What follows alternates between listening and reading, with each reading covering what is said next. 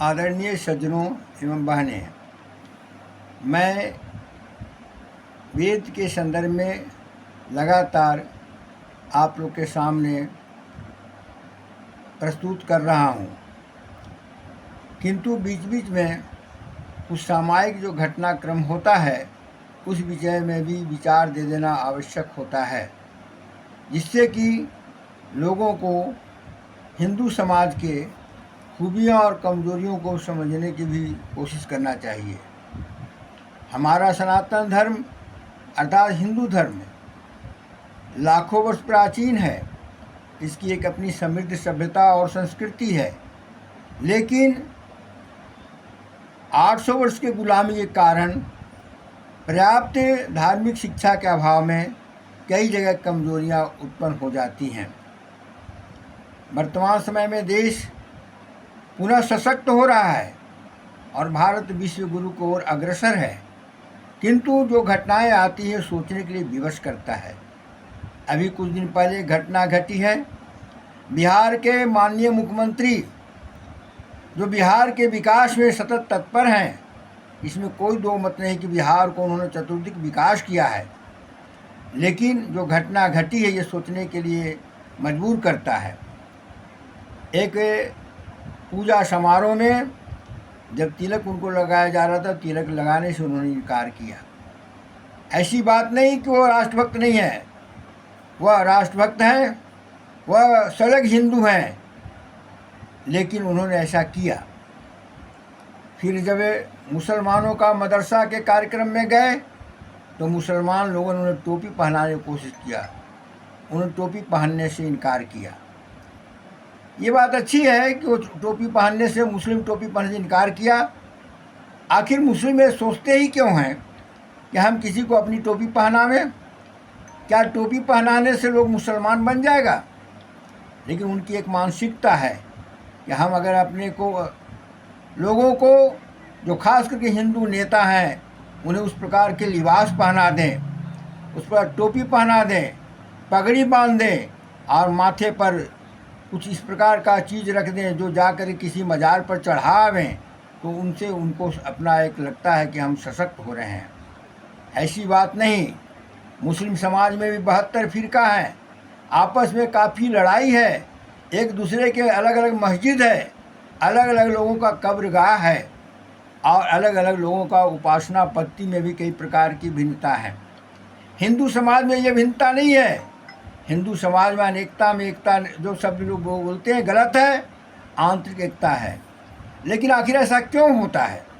क्यों लोग ऐसा साहस करते हैं? इसका कारण स्वयं नेता हैं। नेता के कमजोरी को समझते हैं कि इनको वोट लेना है, अगर इन्हें जो पहनाएंगे वो पहन लेंगे और इनको हम खुश कर देंगे। शायद माननीय मुख्यमंत्री नीतीश जी को दिमाग में ये लगा होगा कि ना हम हिंदू को नाराज़ करें, ना मुसलमान को नाराज़ करें, ना हम टीका लें और ना हम टोपी पहने। तो इस तरह से नहीं चलेगा। अपनी बात स्पष्ट रखना होगा। यह देश 800 वर्षों के बाद जो आज़ाद हुआ है, यह आज़ाद होने का मुख्य कारण है कि इस देश में त्यागी तपस्वी लोगों ने इस बात को दिखाया कि हमारी संस्कृति सर्वोच्च है। महात्मा गांधी में अनेक कमियां हो सकती हैं, कुछ लोग गिना देते हैं, विभाजन वगैरह के लिए जिम्मेवार ठहरते हैं, लेकिन उन्होंने ओतरी संध्या करते थे, आधा धोती पहनकर चलते थे। कुछ लोग सुभाष चंद्र बोस में भी गलती दिखा दे सकते हैं, लेकिन सुभाष चंद्र बोस कभी भी केसरिया को नहीं छोड़े। यहाँ तक कि फॉरवर्ड ब्लॉक बनाए तो सिंह उन्होंने रखा जिसका रंग केसरिया है। अब भारतीय संस्कृति का, धर्म का बराबर हिमायती रहे। हमारा जो संविधान है, संविधान में जो लिखा हुआ था, आज उसको लोगों ने ओझल कर दिया। अग्रता है चतुरो वेदा, पृष्ठतः संसरम धनु, आगे चारों वेद हो और पीठ पर धनुष हो। लेकिन कुछ नेता ऐसे भी हैं जो खुश करने के लिए कहते हैं कि एक हाथ में कुरान हो और एक हाथ में लैपटॉप हो। यह भी तो कहना चाहिए कि एक हाथ में वेद हो और एक हाथ में लैपटॉप हो।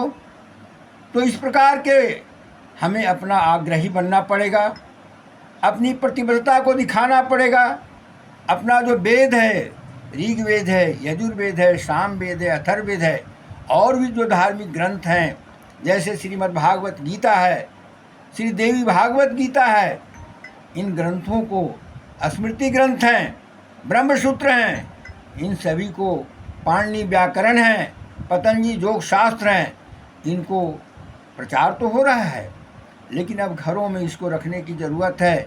अपने बच्चों को भी शिक्षा देने की ज़रूरत है और अपने लोगों को ये बताने की ज़रूरत है कि हमें अपनी चीज़ों पर दृढ़ रहना चाहिए।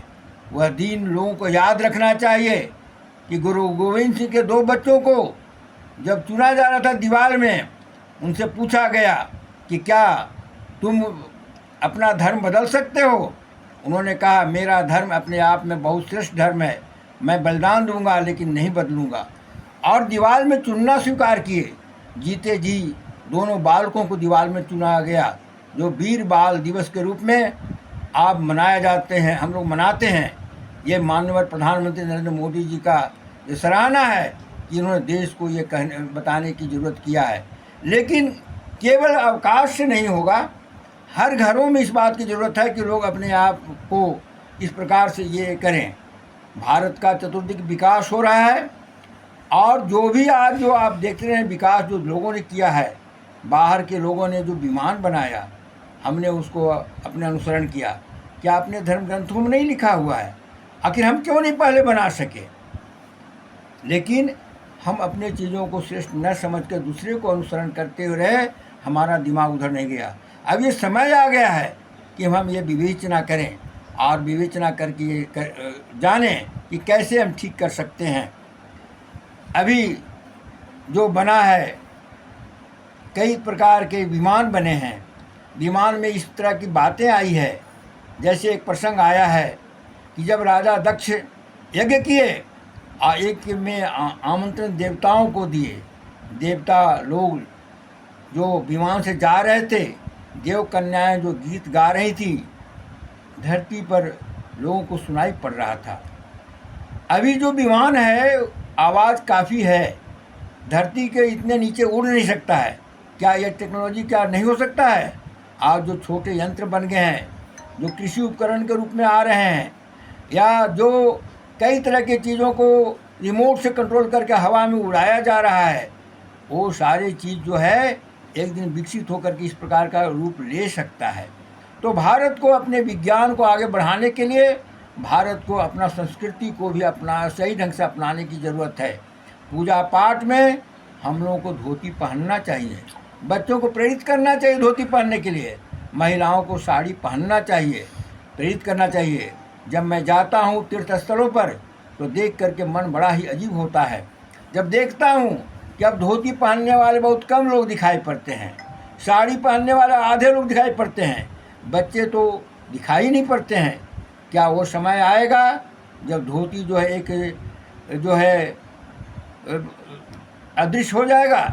नहीं, ऐसा तो कभी नहीं आ सकता है, क्योंकि हमारे कई अनुष्ठानों में है। लेकिन ये ज़रूरत है कि इस बात को सही ढंग से चीज़ों को रखें। क्या महात्मा गांधी बेवकूफ़ थे जो आधा धोती पहन करके आधा ओढ़ करके और विदेश में गए थे? नहीं, बेवकूफ़ नहीं थे। वो दिखाए कि हमारे देश की सभ्यता संस्कृति है, वो कभी हिचकिचाए नहीं। क्या विवेकानंद बेवकूफ़ थे जो अपने पोशाक में गए, अपनी चीज़ों को रखे और उन्होंने कहा गर्व से कहो हम हिंदू हैं? इसलिए मेरे भाइयों बहनों, आप सभी से विनम्र निवेदन है, बीच बीच में जो इन बातों को मैं देता हूँ, इस बात को भी हृदय में करें। मेरा ऐसा आपसे प्रार्थना है। साथ साथ वेद को मैं विधिवत देता रहूँगा। कृपया आपसे ये विनम्र निवेदन है कि जो भी मैं कहता हूँ आप सब्सक्राइब कर लें। सब्सक्राइब करने में पैसा नहीं लगता है। इससे क्या होगा कि आपके पास जो मैं विषय रखता हूँ वह आपके पास जाएगा। जय भारत, जय हिंदू।